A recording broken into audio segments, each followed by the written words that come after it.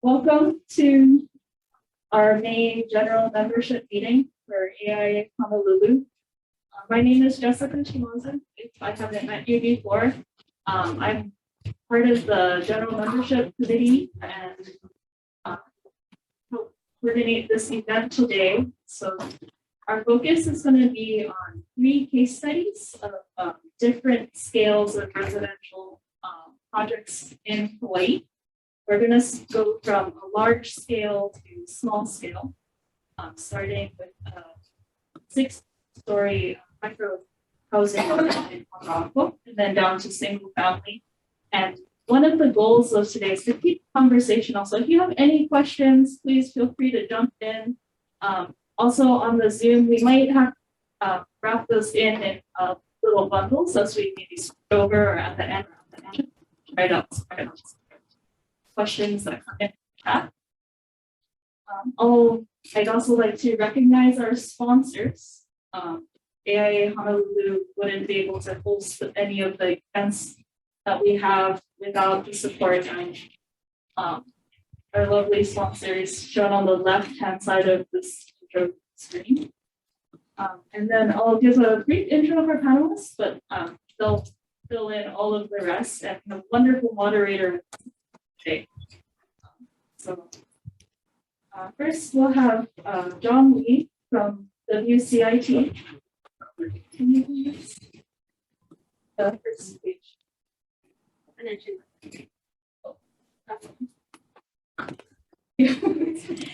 Have John Lee from WCIT Architecture. He's a senior associate and project architect who takes an exploratory, creative, and collaborative approach to design, which leads to buildings that elevate the places and institutions they serve. And we'll be sharing our first case study, Mahona Hale. Next, we'll have Jason DeMarco, Principal and Director of Sustainability at Holy Line Architecture.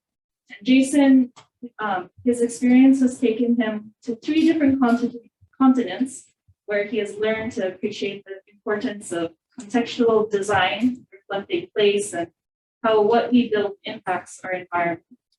And he'll be sharing a case study, Lauiki Apartments, which is in its design phase right now. And our final panelist, Craig Steele, will be joining us from the Big Island. He is the founder of Craig Steele Architecture, and he's based in California and Hawaii. His buildings embrace the realities of the environment and our separation/connection to it, while focusing on developing a singular architecture rooted in its context. Finally, we have Noe Tanigawa, who will be moderating our session today. She is an artist and journalist and has covered art, culture, and ideas at Hawaii Public Radio for 19 years. She's now on to new adventures and has a podcast called Fresh Pacific. I am definitely going to go check it out. One of the recent episodes featured jazz and Hawaii, and her collaborations as an artist also include co-curating a show at Arts and Letters coming up in July called Where I Live, which will feature poetry, plant sculpture, and imagery by unsheltered and formerly unsheltered people. With that, I'm going to hand it over to Noe. Thanks so much. Thank you so much, Jessica. Really appreciate it. Yeah, thank you so much for coming up with the idea of this panel and for organizing the night. I was congratulating her on her highly paid position as event coordinator for this AIA general membership meeting. Thank you all so much for having us, really. And I wanted to have this picture here because I've been involved with shelter recently and the unsheltered. And this is Alan. He was showing me and 4 other architecture students from UH Manoa his pad on Sand Island. And it was uniquely suited to its site. It actually was in a depression. It was in a depression. And so it was remarkably cool, even though, of course, the sun blazes down all day. he was able to have this kind of an open area between the roof and where the walls start, where the wind could come through. And when sweeps occurred, he was able to throw all his belongings into it, cover it, and, you know, bring it all back out when the floor was in cast. So it was uniquely suited to his situation. We're looking for these types of shelters, you know, but I mean, this is what happened. This is the kind of shelter you get with a zero budget. And yet there are ways to satisfy the needs of a certain situation. We've today got an opportunity to look at some many, perhaps more elegant solutions to different kinds of problems. And it's so fun to start with you, John. Yeah, because the whole idea of housing people affordably is a good place to start. And we have to look at density as part of it. Maybe there's a pleasurable density that we can achieve. Tell us about that. Sure. Thank you, Nui. Thank you, Jessica and EIA. Yeah, Nahona Hale. So Nahona Hale is a micro unit rental project here in Kaka'ako. Micro unit means small, so under 300, sometimes stretches up to 400 square feet. Typically, I'm the small guy on the panel talking about small spaces, but it's really fascinating to think of the project, you know, on the big scale, because this is development on a bigger scale than what Jason and Craig will talk about. It's 111 micro units, so each unit is a studio, and it all fits on a built area of 4,400 square feet. So that is very high density. That's 500 dwelling units per acre, right? So extremely high density. The building, as I mentioned, is all rental and meets a either 30% AMI, so area median income, or 60% AMI. So every tenant meets one of those thresholds for qualifying. I've got to say that is an amazing threshold. Because most are 80 or above, or even 120 is to be above That's board. correct.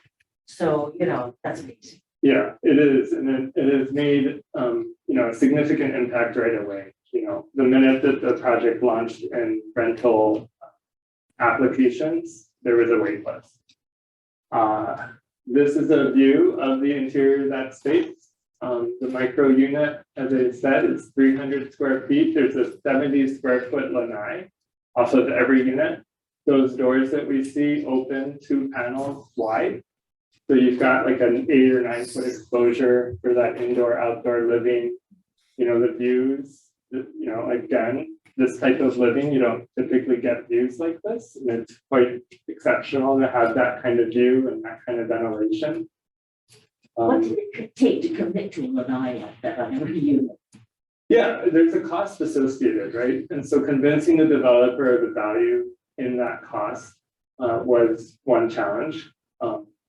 Because of the square footage of the site that I mentioned, you know, that was a second challenge to fit that lanai in there. We looked at some of the zoning exceptions and rules in doing affordable housing. Could we use the lanai as a extended, like, overhanging space that would meet that you know, requirement for providing that outdoor space? Cost benefit analysis for that lanai, because you do not expect that on a, you know. And if you look and, you know, the tenants have all occupied the lanai in different ways. And some have, you know, they have their table out there and they've been there out there. The work from home situation, you have desks out there. You've got, you know, the bed, this view is a wall bed, so that will flip up. You've got an open living room.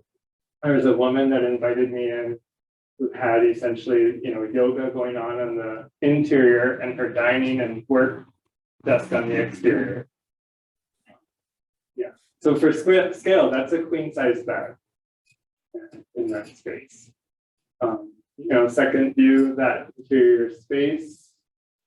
And then here is a view at that overall site. So again, as I mentioned, it's a 9,000 square foot lot, but the built space with the zoning setbacks and requirements, we had only that hatched orange zone of 4,400 square feet to build the tower in. That is the same size as the basketball courts at Mother Waldron, right? And if we're also familiar with like the typical lot sizes, out in West Oahu in Honolulu, little Philly developments are 4,000 square foot lots.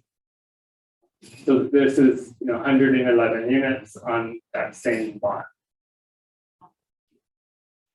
And again, it's not the kind of living that might appeal to everybody, but that certainly appeals to a lot of young professionals, students, single adult senior citizens, the convenience of being in town, the convenience to all the transportation. And then not having a car is another factor on this project that made it possible on the development side and then makes it affordable for the tenants. So it's got an active street life here along Cook Street. And then there's public spaces on the first and second floor that include, a garden in the top. There is a fitness room and center for the residents. There's some lounge spaces. There's even a ping pong table. There's an outdoor covered communal kitchen. There's an urban farm where the residents have some planter boxes you see on the bottom images, and then, covered dining spaces. And then that upper left image, every floor has this wide corridor space with a picnic table and gathering outside of the arena. Excuse me. Yeah. Which of these turned out to be the best ideas? What I mean? Really, really useful. Because you can have these things, Yeah. turn out to be a mess and really an eyesore and a problem. So far, it's hard to gauge. We opened in March 2020. And I think we all know what happened in March 2020. Unfortunately for these residents, these spaces were no-go spaces for about a year and a half. But the feedback that we've gotten, like those picnic tables are being used in the corridors. That is a welcome amenity. The lounge is being used. The communal laundry that's in the building is on that floor with the lounge. So I think a lot of residents are, going down, doing their laundry and using the lounge facility at the same time. The staff that works in the building management, they come up and they use the kitchen and mingle with the residents during lunch. So I know that that's seen some use. You know how many staff they got? There's 3 on site. Yeah, and so the building itself, we integrated a lot of sustainable initiatives. That was part of the RFP that the HCDA had put together. The development team that won the RFP, Bronx Pro Group in New York, and our EAH Housing. That was a joint venture partnership. They won the RFP with this concept of micro units and sustainable smart growth strategies. We integrated, some of those sustainable elements I've already talked about, the gardens. Every floor is naturally ventilated, those wide open corridors, and then some custom window apertures on the corridor side to bring cross ventilation into the units themselves. It's designed, we've got solar, hot water on the roof, and then like first in the state, vertical solar panel on the exterior facade in the center image there. And that provides enough energy to supplement the energy loads for the public areas, so lighting and cooling loads there.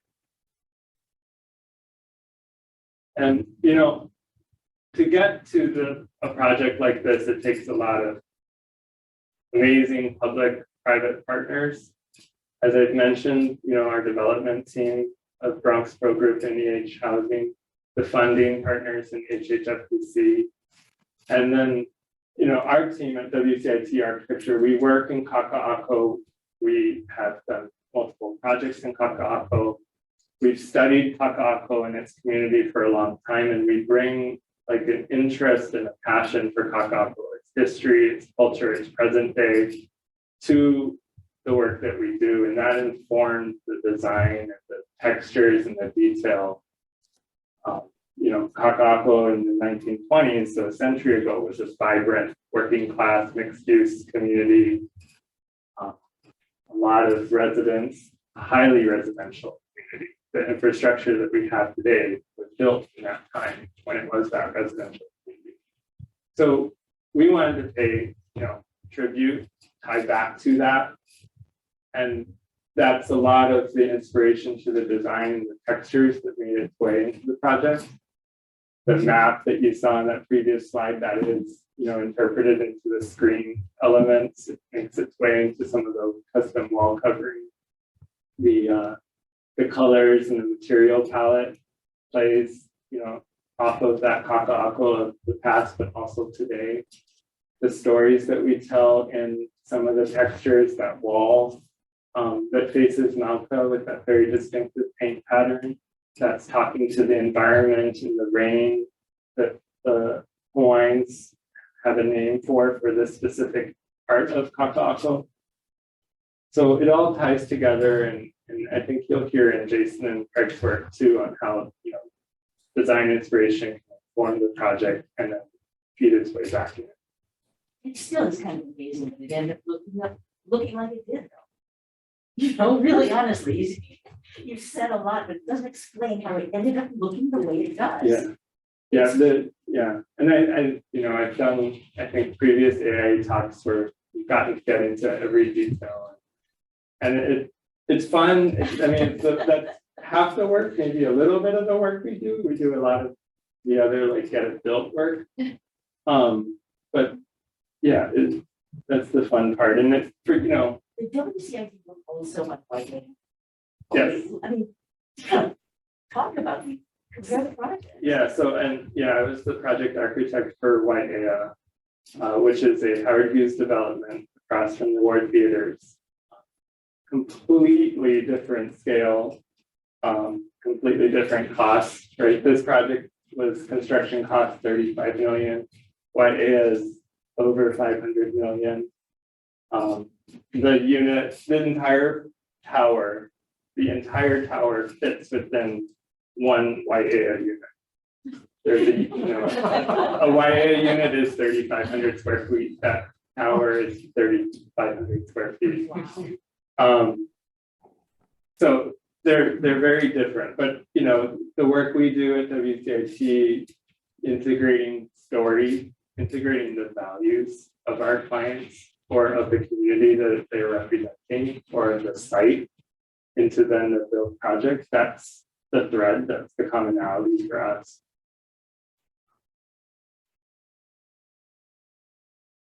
What do you think it would take to get more projects like this built? Not from an architecture side, but from a community support funding side, or even code or tax side. Yeah. So the funding, there are avenues for the funding. The structures to seek those funds are there. To apply for those funds are there. One of the programs that our client team used, the 201H program through HHFBC, Hawaii Housing Finance Development Committee, is there. We're seeing recent news out of the state and city governments of funding that can be appropriated to projects in general, but specifics like this.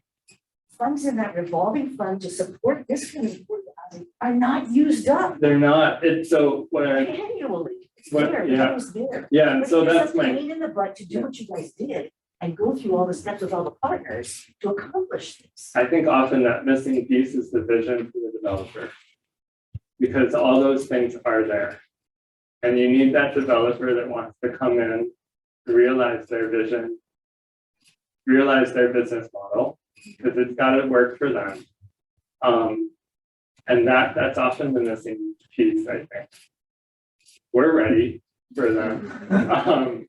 You know, and I think There's 700 people on the waiting list for this appropriation, place here. there's 715 people on the wait list at Nohonahale.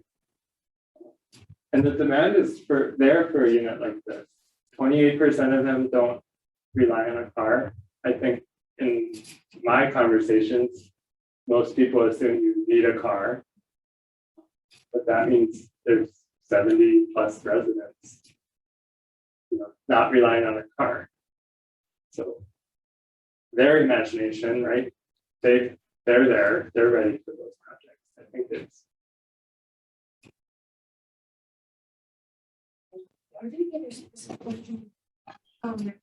In the previous slide, there was a schematic diagram. So yeah, in that schematic diagram at the bottom, there's usage of political Hawaii. And I'm just wondering how that informed the project, because we already talked about like, the history of the neighborhood and how that kind of tailors the narrative. So I'm wondering like what components of that kind of play a role in the Sure. Yeah, there's you know, site is paramount to us in our work and our design concept development. Kakako, as we know, it's, you know, a history of salt pans and marshlands. The shoreline was just south of our site, so very close to Halekuila and Hook Street intersection today. We wanted to reference that, and that specific diagram is trying to site the building within its environment, its natural environment. So, you know, we do talk about people and the centering for the building and that space, and that is in this last image here, that that's the pico for the project. That is the center, that is the heart of this project. That value that I talk of that we try to instill into our projects, we also want to see it passed on and stewarded by the residents of the building. The idea of, for us, that 1920s culture that also referenced the even further 1720s, 1820s, Kaka'ako, we want to see that, what is that in 2120? And Nana Inua, Nana Ikope is essentially to say, look forward and look back. And that is, you know, our constant activity at WCIT. That's what we want to instill for the residents at Nahona, is to always, you know, look forward, look back, and center yourself in the present. Thank you so much, Joe. I really appreciate it. And, you know, we're going to have to come back to questions if that's okay, because for the moment, let's move on. And I feel it's moving into like community the case study was a case. Would you take us there? Certainly. I want to thank Jessica and the AIA for this opportunity to speak. And I want to thank the clients of this project, Jeff and Judy Bilbis, who are in the audience today, for the opportunity to work with them. So since my clients are here and we're being recorded, I'm going to find my cues in my remarks today. But this case study to be presented today is a Bill 7 affordable apartment project. So for those not familiar with this program, Bill 7 or Ordinance 19-8 was instituted by the City Council, whatever it was, 4 or 5 years ago, to try to incentivize more mid-size affordable apartment projects within our communities. And one of the drivers of that legislation when it was proposed and passed was to try to incentivize, you know, some of our local ohanas who maybe own the land, have a couple of small homes on it that are, you know, getting to be 50 years old or something, to try to revitalize those properties into larger developments, with more density and more homes. And, you know, we've been very fortunate to work on a number of these Bill 7 apartments in our community, but this is the first one that we've been involved with and that I'm familiar with that is actually owner occupied.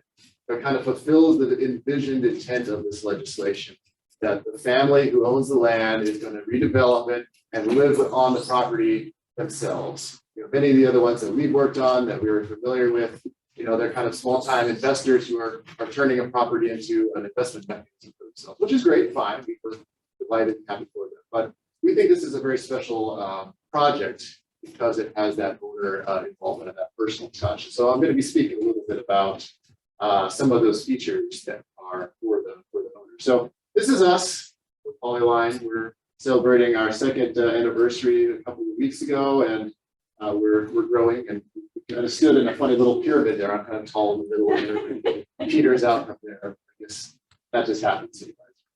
So this project is intended to be 80% AMI, so it should be affordable for people to move into, and that's a provision of the Bill 7 legislation that if you meet that threshold, you don't have to pay any property taxes. So working on a variety of financial incentives to make these projects pencil out is very important. As I mentioned, it's owner occupied. Jeff has a unit, Judy has a unit. I'll show you a little bit more about this later.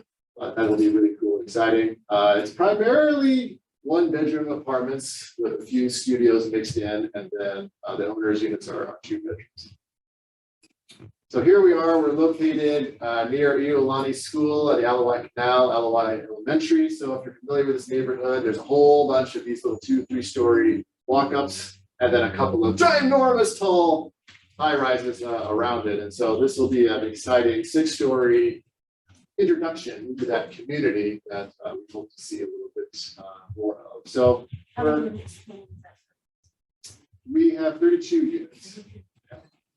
So you can see at the second bullet point there, the legislation has a little formula for figuring out how many units are allowable on the property given the property size. So this lot would be able to accommodate up to 35 units, but in working with the owners and kind of thinking about how they wanted to live and use the space, we arrived at 32 would be an optimal number that still would also pencil out financially for their investment in the property. So we're essentially 4.5 floors over our ground floor parking, and we fit about 10 parking stalls at grade. So, you know, it's a 1-to-3 parking ratio, so we're at least providing something.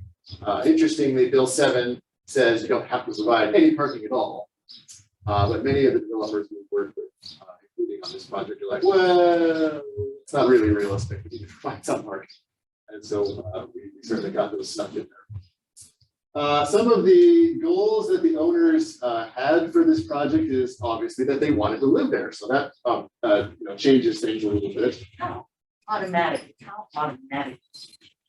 Well, I think for us it is wonderful to hear, and it speaks to a commitment of engagement with the project and commitment to its longevity, its maintenance, and the quality of the project, because it's not something that they're just putting up and, you know, they get a check in the mail every once in a while. You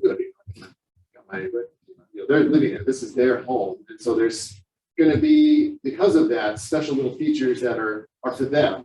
And so we were sort of in designing this. It's like, okay, we've got our standard rental unit, and we can do that. We got that down, and then the owner's stuff.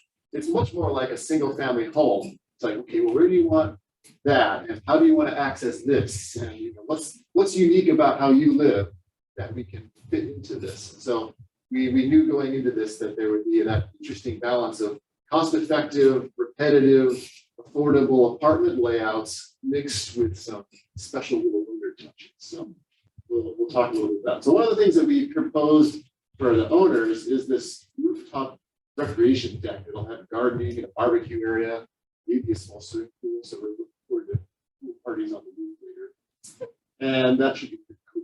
And we wanted to try to get some parking in there, as I mentioned, and provide a little bit of space for the residents. You know, there's a nice rooftop space for the owners, but also to provide an outdoor recreation type space for the residents. And then security, of course, is a big concern in many of our neighborhoods. So where does that line of security occur around the building, and how do you get it? Working with the owners, I have lots of wonderful things to say about them, and not just because they're here, but because they are actually really wonderful people. But they're very easygoing. They're very, very appreciative of everything that we do. It's been wonderful interacting with them, bouncing ideas off each other. They, you know, give me a call or send me an email like, "Hey, I was thinking about this, you know, the other day, and can we do this?" Oh, yeah, sounds like a great idea. Why don't we do that? So we fold that into What the kind of process. things were they? Well, they are very passionate about a little bit more of a Japanese style of living. So they want to have like a Japanese soaking tub. They interested in having kind of a very particular sequence of how they move through their bathroom, different spaces and functions within that. And, are they entertaining guests? Is it just our spaces, for family and more for entertaining things like that? So that was pretty fun and interesting. So as an overall design concept, we tried to stitch two elements of nature together. So one element is this notion of leaves. And so the street name that this project is on is called Maui, which in Hawaiian means small leaves. So we started thinking about that. Leaves blowing in the wind, that sounds really lovely. And so there's kind of a dynamic movement inherent in that. And so we didn't want to build this sort of stodgy, solid building. We wanted the facade of the building to feel kind of dynamic, that there was a movement in the space. And then Jeff is an avid surfer. And so we started thinking, oh, well, we should integrate something about the ocean and water. And so how do we stitch those together? But fortunately, they're both moving dynamic things. And so it worked out quite well. And I'll show you some images of how we arrived at that moment. So here's the project team. We have a construction manager as advisor involved in the project. He's been wonderful to kind of help advise the owners and help get the team kind of moving in the right direction. Interestingly, on this project, we are the architect of record, and we're working with another architect in the Philippines who's doing a lot of production drawings. And so that's a good relationship we've built with them to help get this project realized. So here is the ground floor site plan, and you'll see there's one parking stalls. We've got a lot of lasers.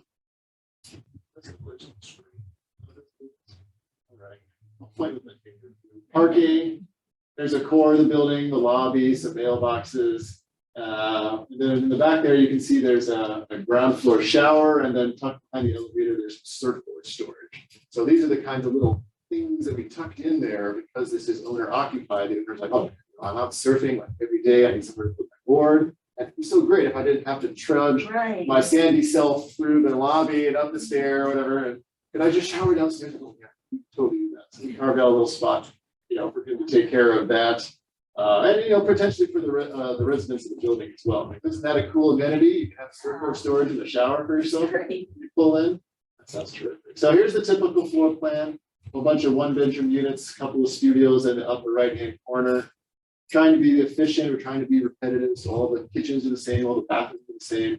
One thing that I felt really passionate about in designing this, and in many things that I designed, is I didn't want the corridors to feel like these tight bed, dark spaces. And so you'll notice that the corridors go all the way to the edge of the building and with windows. So we have views, and we're bringing in daylight. So as you come out of that lobby from the stairs or the elevator, you see a little bit of nature, you see a little connection to where you've been, instead of feeling like you're just in this artificially lit tunnel before you go into your views. And then, ta-da, this is the upper floor where the owners are hanging out. And so we've got the two owner units stacked one above the other. You'll notice there's some staircases. So the owner units are actually two floors. They sort of stitch and interlock together in sort of a skip-stop configuration. I'll show you that in 3D in just a moment. But this is floors basically all for them, and then they have their own private lobby that opens out onto their own rec deck that has a barbecue area and some outdoor gardening spaces, and hopefully some big potted plants and trees, provide some shade, relief nature. So here it is in sort of an axonometric. See all the lovely little bullet point notes that we shared on there. And move on. So this is kind of a 3D cutaway of the owner's units. And you can kind of see in the two different shades of green there what I was talking about is that we sacrificed two of the studio units on floor 4 to become part of the owner's unit. So they kind of tuck in underneath one another in a very three-dimensional way to provide the owners with some additional space on the floor below. And so that was kind of a conversation and trade-off that we had with them about how much space do they want for themselves since they are living and occupying the building. And he said, no, we just can't quite fit that all nicely on one floor. How about if we go and tuck it into the floor below? Oh, that's great. That'll work out very well. So here's one of the glam shots.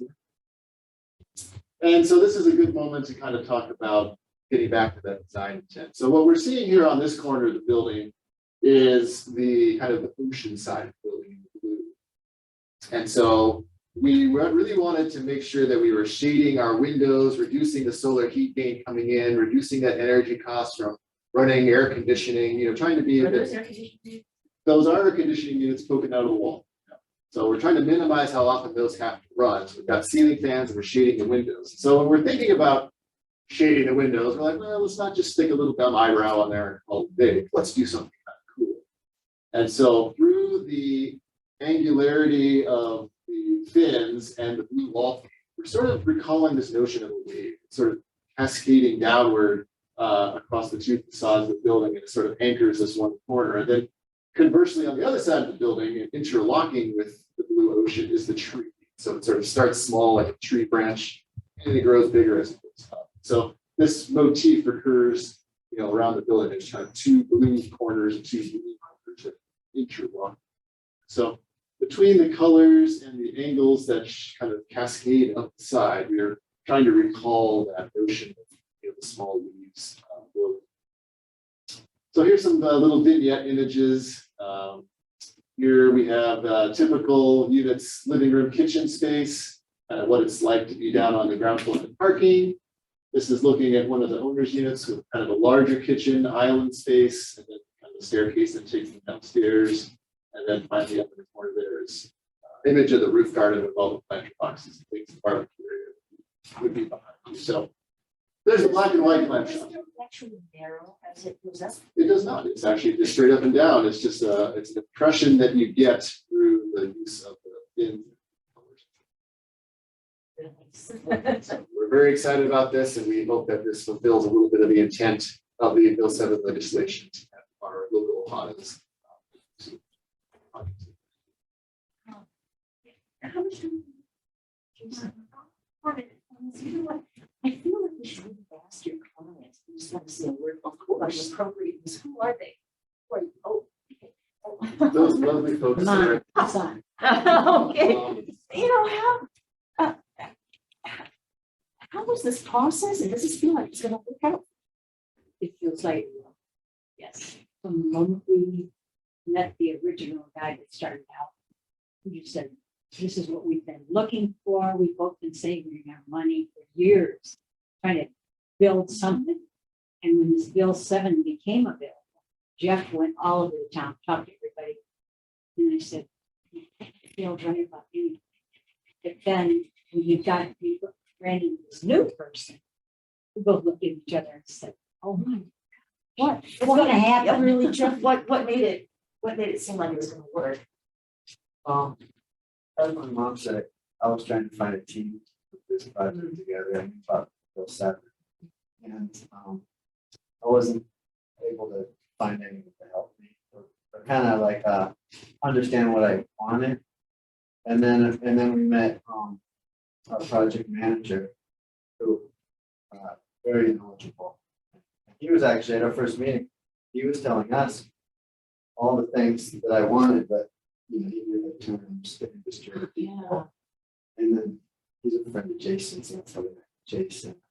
Once we had the team, now we're working on getting the funding, but looks like it's going to be good. It was that project manager that you did. Yes, And so you've been living in this area for a while, about 16 years. 16 years.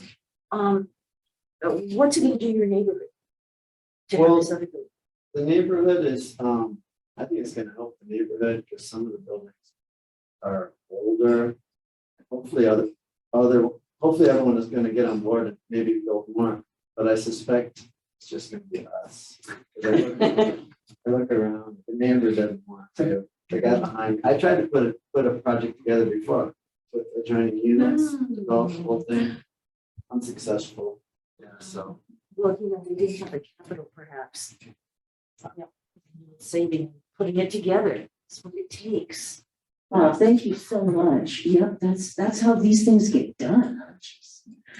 Yeah, but you bring up a good point. It is challenging for our local audits to do these kinds of projects. I've spoken with a dozen of them or something. They're kind of like, hey, I've got this land and Tutu left it to me, my brother and my cousin, and we don't know what to do with it. Can we do this? course we can do this. Then I mentioned that it costs money. Oh, wait, a minute. It costs money to do Yeah, architecture, how much would it cost? Minimal.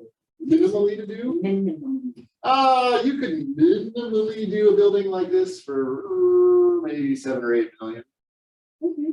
But you know, that's a chunk of money, you know, and even if you do own the land outright, the land cost, the land value is, you know, million and a half or something like that. So leveraging that to get a loan to do the project can be a challenge. Often the families would need to front, you know, some of the soft costs of the project in order to make it happen before they can be qualified for the construction loan. So trying to get brothers and sisters and cousins to all kind of pool and throw in $50,000 each or something like that to make it happen can be challenging when they're slightly estranged and I don't like them and I don't, you know, so I like to joke that I'm an architect slash marriage counselor slash family counselor. Trying to get everybody on the same page to. Uh-huh. All right, it's really good to know that that is part of what it takes. You know, we try to turn, I hope we can speak with Jason more about communities around buildings because he also works in that area, but let's to Christine. You know, it was so fascinating when we first sat down to look at the slides and talk about this because when we moved to your slides, you began by talking about ethics, ethics and your clients. Maybe that is a good place to start. When you're talking about what you can make possible in some of the most beautiful places in the islands. Thanks, Noe. Can everyone hear me? Can everybody hear me? Yes, we can. Okay, great. I'm on the Big Island. I'm really sorry I couldn't be there today, but I got COVID. Anyway, so here I am, but I'm feeling good and glad I can at least talk this way. But yeah, so first off, like is there a way that I can control the slides on my end? I don't know if there's any way for Jessica for me to do that. Thanks. Is there a way that I can run through them? Checking on that right now here. Okay, thanks. I mean, just to get started right off the bat, again, thanks, Jessica, Noe, for doing all this, AIA. It's really exciting to be talking about all these different scales of architecture, of residential design in the islands and what's important about it. And I think the interesting thing about the earlier conversation we had is just like, even though these things are at such different scales, I think some of the there's obviously similarities to it. And I think what we're all trying to do is connect a residential architecture, a design, an architecture that fits in with the place. And I'd love to skip a couple slides ahead from this one. Go to the next one too, and then the next one. So the project I'm going to talk about is the DFIN, and it's the first image we showed. It's a project that I know we didn't have much time, so I'm only going to show a few pictures of that, but I'm going to talk about more about the project. And if it's interesting, I hope you get a chance to look at it on my website. But one of the things that I think is really interesting about working in Hawaii, and I mentioned this earlier, but there's a poet that I really like, a guy named Wendell Berry, and he talks about land, and he talks about two types of land. He talks about land that's sacred and land that's desecrated.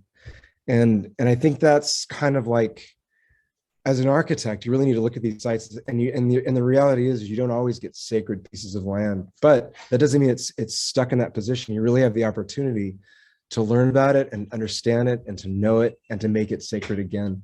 So with this project, back to the project I'm talking about, DFIN, I met the clients probably 3 or 4 years before it started. And one of the things that I always do with residential design, especially in Hawaii, a lot of times our clients we have aren't from the island originally, and they have like a fantasy of what it's like to live in Hawaii. And these clients, had an idea about having a farm, and that sounds great, but I've seen it happen so many times that people have this idea of doing something like that, and it doesn't turn out, their fantasy turns into their nightmare.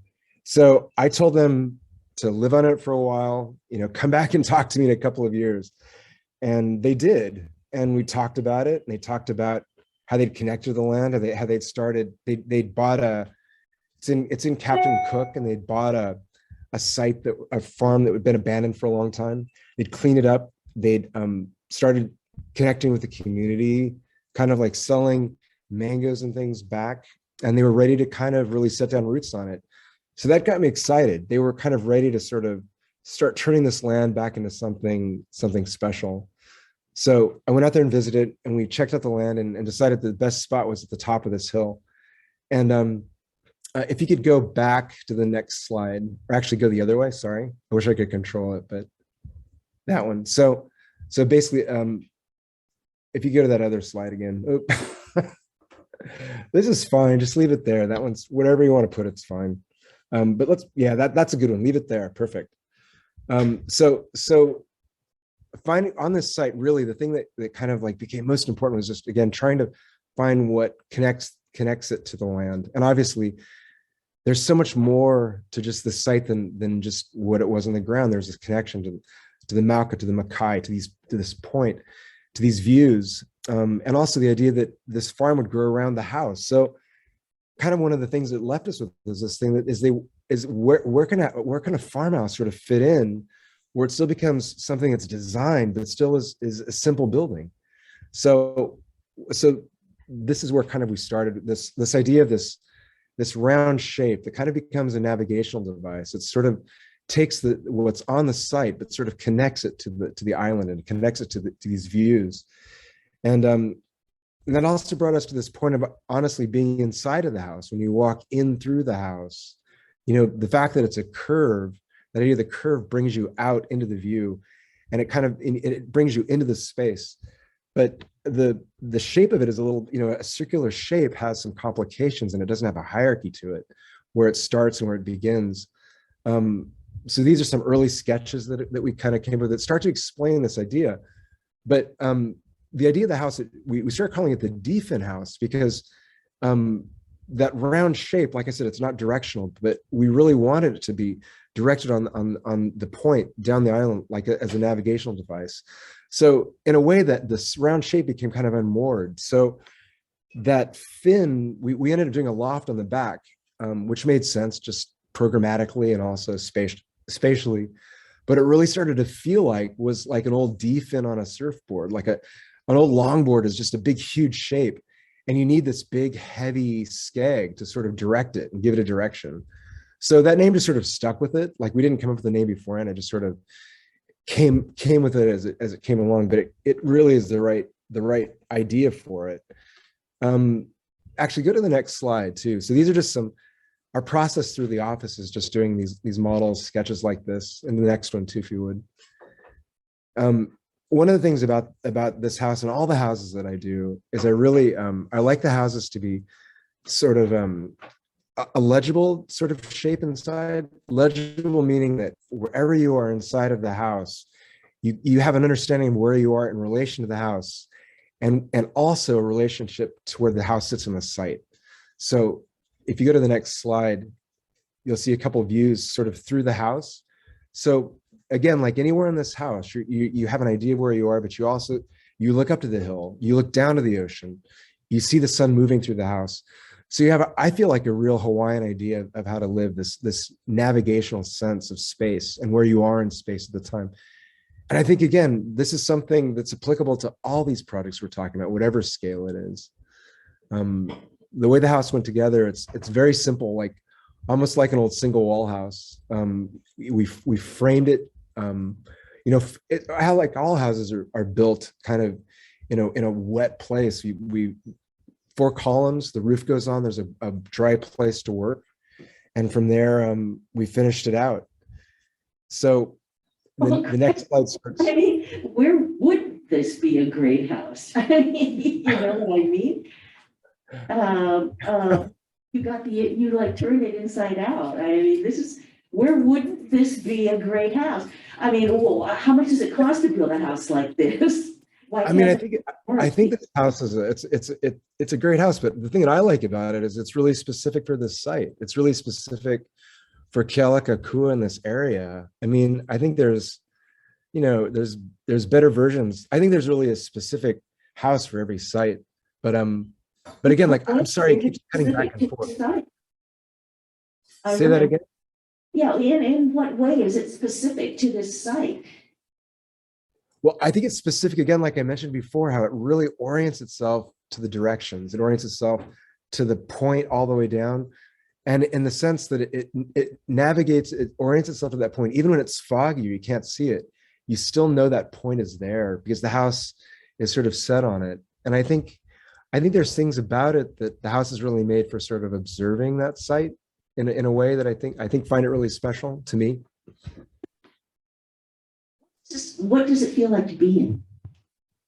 Well, like I said before, it feels, I think it has there's an amazing sort of sense of being inside of it, like where you're kind of, it's comprehensible and legible where the space is inside, but also it frames and it connects the view through the house in all directions. So You don't feel watched. there's, say again? You don't feel watched, do you? You can't. Well, it's pretty private. It's really private up there, which is nice. I mean, probably wouldn't be as appropriate of a house if it was kind of, more in a different spot. But again, where it is, it's kind of amazing, and it's in the treetops to sort of own those spaces and own the sky, and sort of be able to experience the sky like that. And then again, I think with that, I mean, one other component of it, that sort of atrium in the center, I think that's really, it's an interior space, but it's large and it's outside with no roof. And I think that gives it a really sort of, maybe a different kind of feeling, but again, like a feeling that feels really appropriate for that spot. I feel like asking you, are all your houses like this? I think, no, they're all different. They're all very different. I think, yeah, they're all very different. But I think what we really try and do is we really try and find what speaks to the clients and I about the space and about the land and about the site. And we try and just, turn that into something that they want to live in and that they want to, just makes them a part of the land and makes them connected to it. This lives then right now. How long has it been around? We finished it about a year and a half ago. And so they're right now they're planning up the whole area in front with they're deciding between coffee or cacao, different things. They're sort of finding what sells more locally, their connections with different places. So yeah, I mean, that's the exciting thing about it. It's a working farm, and it's really, I love the fact that the architecture in the house and sort of how we've arranged it, I feel like it's kind of a part of how they fit into the community in a way. And I don't know, I think it's something about, like, I mean, everyone's been talking about that, John and Jason as well, about this idea of community. And I mean, I think that that's it at every scale of residential design. And as architects, we have a chance to sort of foster that in clients and help them connect with that, especially in Hawaii. So. Well, the way you said you went about designing this, I can see that you do want to privilege place, stories about a place, physical characteristics of a place, all of that, the mana of a place in the design of the building. I'm just wondering how hard it is to find clients that care. It's actually, it is hard, but I think, like, we've always, we're a small office and we're really choosy, and I think we know what we want to do in terms of architecture, and we know what we feel right about Hawaii and how we feel. And those are the only clients that we want to work for. We really don't, These we don't people really say they want it. What do these high-end clients want? You're the one who's got these clients here. What do these guys want? Yeah, well, that's the thing. It's like, I think, like, these, believe it or not, I mean, this wasn't a really expensive house to build. I mean, it's not a big house. It's only 2,000 square feet. And if you look at it, it's steel framing. It's not complicated. It's a pole house, basically. So again, like, as architects, I mean, I think the thing is, it's the clients that I really like are the ones that they have a good enough budget. You know what I mean? It's a good enough budget, but they don't have a budget that can, they don't want a 4,000 square foot house or 3,000 square foot house even, or 5,000 square foot house. They want something that's architectural. And I mean, and that's really what I'm trying to do. It's like, I find it really hard to do a big house that, well, I have never been able to do one that I've been excited about that's big. So, I mean, people would ask, "When did you turn up with this one?" what's that? What's that? Well, I really, what did they say they wanted?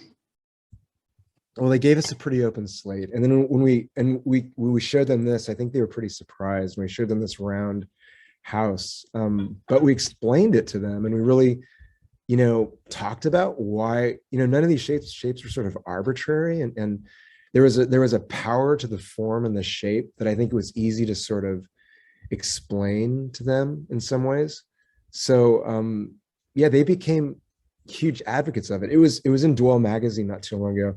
And one of the best pull quotes I've ever seen was from the owner. And he said something like, "Yeah, it's round. I don't know. I didn't really want a round house, but we like it. It's great. It does what it's," it was just sort of funny. It was just, so I mean, in a way, that's kind of like what you want for me with these clients. You want it to be a process, and we're really into working with clients and talking to people and making these ideas into architecture. And we're also into, both sides of that. So that's kind of like where the clients come from. And the reality is the more places like this that we do, the more jobs we get that are similar, where people are excited about land and about, site and siting a building on it, that we, that's kind of where our jobs keep coming from. So. Your questions? 5 minutes. Yes. I have a question, if I may. As an architect who works in Hawaii and designs residences near the coast, I have to ask, especially with this shot, how does the building respond to natural disasters and life safety and your clients living there in the event of a hurricane, or who knows what else is happening with future climate analysis? Well, I mean, it's approved and permitted and structural and covers all of that stuff. It's just, I mean, it's that. That was one of the threads we wanted to figure out. We wanted to follow all of these, presentations, and trying to figure out how climate resilience could be built in and could be like baked in, as well as how can we even start saving money by thinking in a climate resilient way. Ideas there? Well, for our projects, we are at least meeting the current flood elevation requirements of the property. So we're artificially raising the ground within the entire lot and building a small retaining wall around it. So we're jacking everything up. As a general practice? It's a requirement, but it's also a good idea. And the other thing that I would say that's beneficial, just inherent in how we approach the apartment buildings, is that we're giving most of the ground surface to parking and elevating living space up above. So if there is a tsunami or an inundation event, everybody who used to live in the building will be elevated and out of that harm's way. And the rigidity of our concrete podium level will resist any impacts from debris and items floating around, so that the building should be safe and intact. They will perhaps lose power along with everybody else on the island, but they'll be safe and out of harm's way. You mean the building will be standing there when the wave recedes? Amazing. Yeah, I mean, that's something that we're kind of thinking about with our projects, is we build a concrete first floor so that it has that rigidity to it. I know some of the other apartments that are being proposed are going with more of a stick frame kind of approach to try to save on costs. Oh, just to follow up, did you guys do a tsunami analysis? We did not do a tsunami analysis on this project. We were intending to meet the Army Corps of Engineers flood analysis requirements by raising the building and then kind of thinking through how we wanted to construct it with those concerns of life safety in mind, because we are right by the outline. That's kind of where our head is at.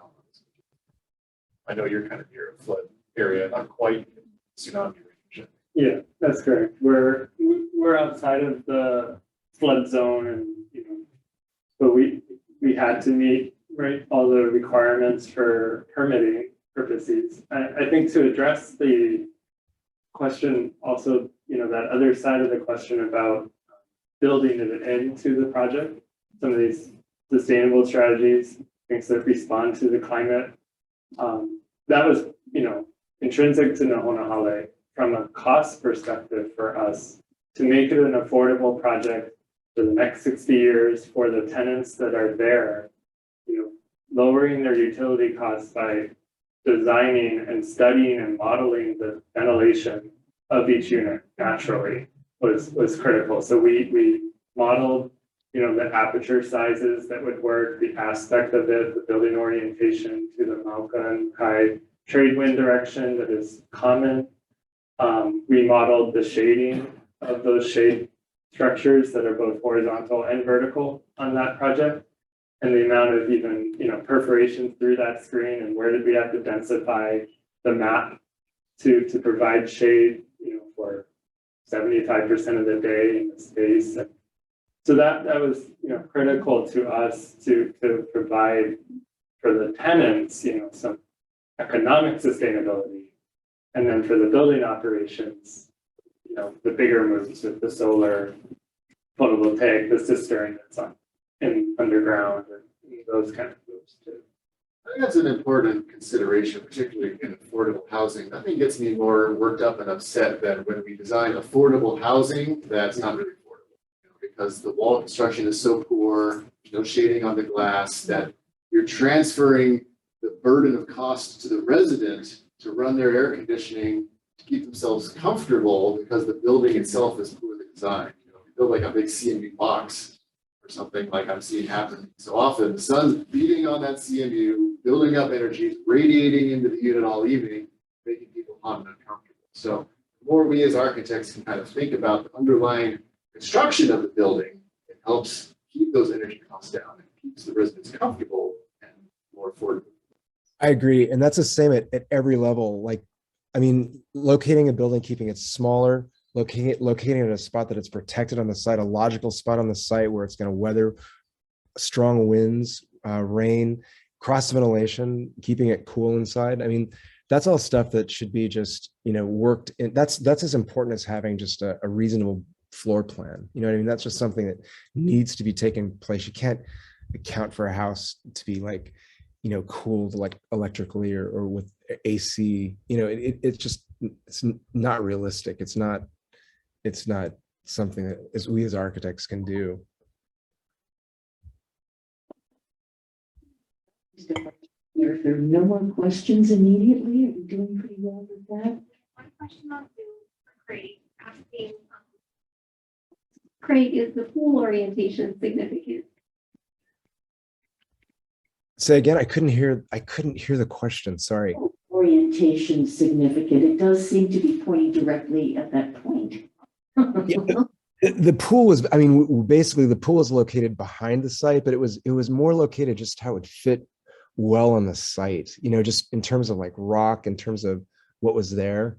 But that idea of it being a similar object like the house is really kind of a important feature of it. And that sort of ability of, being up on that pooled area, it sort of creates the roof of the house, almost like a fifth elevation. If you think about the walls, the four walls, if you go back to that very first picture that we showed, it's the one where you're standing right there.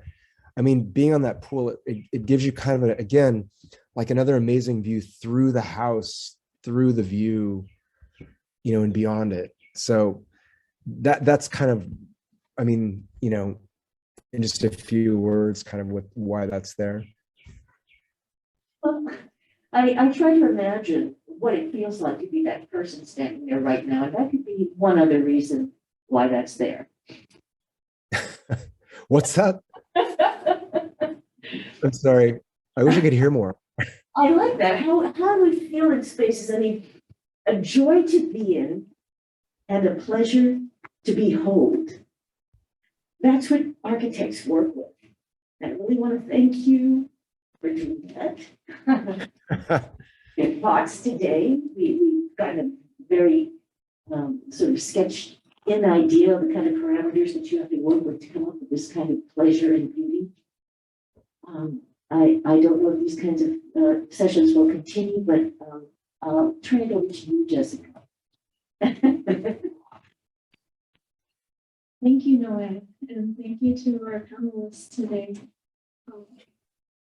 We have upcoming this week, or I believe next week, AIA has an ARE prep session if anyone is studying for their AREs right now.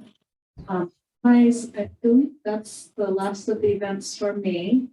Thank you all for joining us today. If you have any follow-up questions, feel free to reach out to each of our panelists. And we hope to see you again soon. Thank you. Yeah, Craig. See you later. Take care. Yeah, get well.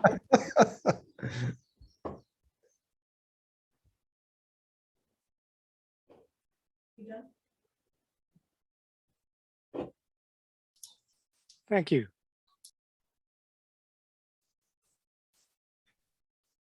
And feel free to help yourself to Fufu's and wine. My favorite building is the art museum. I think it's beautifully detailed. The art museum, great art. The Hawaii State Art Museum or the Honolulu Museum of Art? Honolulu Museum of Art. Okay, yeah. You know, just standing in those courtyard spaces with the kind of wraparound verandas is just wonderful. Seeing the old mossy tile roofs. I just stand there, I'm like, you know, someday when I design my own house, I want to be like that because it's just so peaceful. So I walked through one of my favorites this morning, the state capitol, on my way to work. And yeah, it's like an incredible space, the center of that rotunda, right? And to look up and see that sky and the roof is really amazing. And it's always the heaviness of that structure. It feels so light. I mean, there's that feeling of intense lightness when you're there underneath that. So I appreciate that space a lot. That could be built today. Do you think anyone would allow that to be built? Oh today? my goodness. I mean, ideally. There's structures of that scale being built today, for sure, yes. And so, but to that degree of, design. Virtuosity. Yeah. You know, to that point, I drive around the island and I see all these beautiful old Board of Water Supply stations. They're painted blue, they're cool little things, and it's like, why can't we have more of that? So much of our stuff now for your government is just sort of bare bones, functional, lowest cost possible. It's like, we're sort of special, we got these little things dotting our community. Let's do something out of it. Hey, Craig. I think one of my favorite places on the island is the Poiki boat ramp. I don't know if anybody knows that. It's on the Big Island. And it's gone now. It got covered. But it's one of the first places I saw like 20 years ago. I came out here to do a job, and I was driving down there, and I just took a wrong turn and drove right to the boat ramp, and it was, there were people fishing, there were people surfing, there were people standing in the park, the between the jungle and the ocean and the rocks and everything was sort of just had the same kind of feel and vibration to it, that it was really powerful to me. And I mean, to me, it's like it was architectural. It was an incredible spatial feel being there. And, that's always been one of my favorite places. It's close to where we live on the Big Island. And I think it's those things like that feeling of space, like feeling that anywhere is so powerful. I think that's definitely it for me. But back to that idea of like things like these sort of like government promoted projects for beauty, like WPA projects, things like that. I wish that would happen again. I wish there was like a a desire from just the population. I wish people wanted that. I think we as architects want it and we notice it, but I think that's the sort of money for the arts and things like that just keeps getting taken away. And I think architecture keeps getting pulled farther away from art. And I think it's a crime. It needs to be a strong part of it. I mean, that ability of architecture to do nothing more than just make someone's spirit soar is important. Thank you for mentioning that. Wonderful words for Santa. Sorry for keeping you all here. I feel like the session is kind of adjourned. Please feel free to release yourselves. Thank you.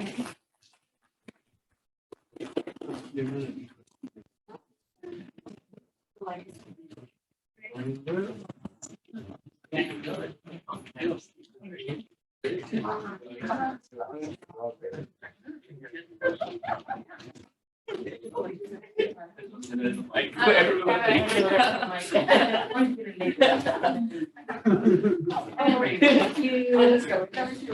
All right. Good. Thank you.